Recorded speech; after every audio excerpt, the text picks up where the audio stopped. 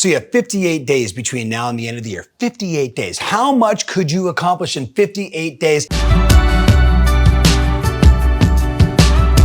I know, Tom, the holidays, and I've said to you guys before, you know this, most people stop doing the work required the week before the holiday, the week of the holiday, and then they absolutely aren't doing their marketing, their lead generating, their lead follow-up the week after because they're playing catch up, and then it's also the next holiday, so I'll just mail it in. Let me remind you, no one cares. Work harder.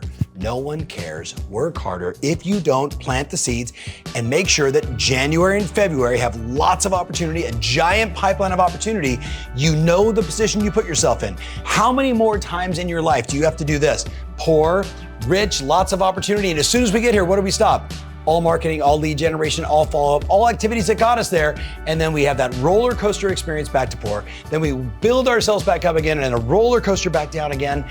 Stop the insanity. No one cares. Work harder. Got it?